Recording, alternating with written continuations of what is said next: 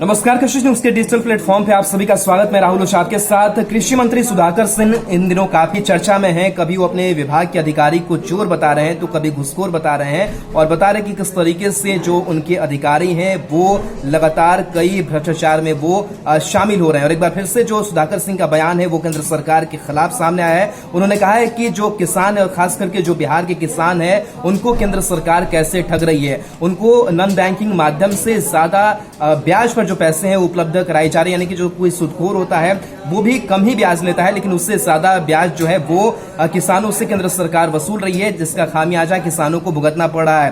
केंद्र सरकार लगातार किसानों की आय दोगुनी और तमाम योजनाओं की बात करती है, लेकिन किसानों को ठगा जा रहा है। इससे पहले भी लगातार कई बार प्रेस कॉन्फ्रेंस करके उन्होंने चाहे सब्सिडी का मसला हो या फिर फर्टिलाइजर का मसला हो, केंद्र सरकार पर लगातार कई जो बड़े आरोप है वो लगाते आ रहे हैं। क्या कुछ कहा है कृषि मंत्री सुधाकर सिंह ने इस बार केंद्र सरकार को लेकर के, वो आपको सुनाएंगे। साथ ही साथ आपको ये भी बता दें कि पीएफआई मसले को लेकर भी उन्होंने कहा है कि जो सबूत है वो क्या ठोस सबूत है और इन तमाम चीजों को लेकर के केंद्र सरकार ने कैसे काम किया है वो पूरी रूपरेखा जो है वो रखनी चाहिए। क्या कुछ कहा है सुधाकर सिंह ने, सुनाते हैं। बिहार के भीतर कृषि क्षेत्र के लिए जो घोषित लक्ष्य है वह लक्ष्य तय करने में भारत सरकार और राज्य सरकार बिल की तय करता है।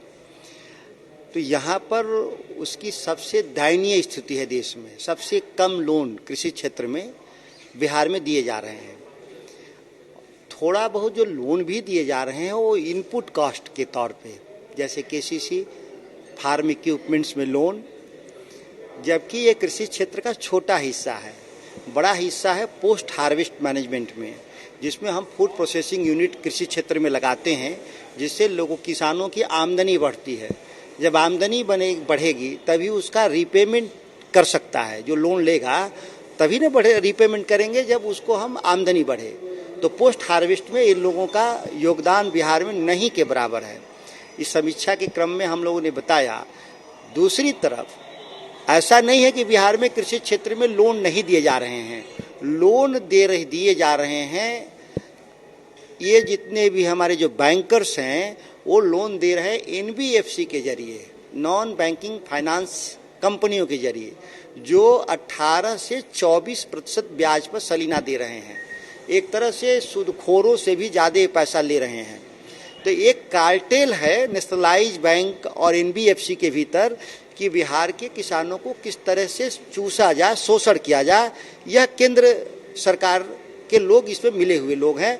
मैं साफ इसमें मेरा मत है कि अगर पीएफआई के बारे में सरकार संतुष्ट है कि वह गैर कानूनी कामों में लगे हैं तो फिर 5 साल के लिए ही क्यों ये आजीवन क्यों नहीं रोक लगा रहे हैं। आजीवन उनको रोक लगाना चाहिए, लेकिन 5 साल का ही केवल लगाना इससे साबित होता है कि वो किसी गैर कानूनी काम में उस स्तर पे नहीं लगे हैं जिस स्तर पे रेड किए जा रहे हैं।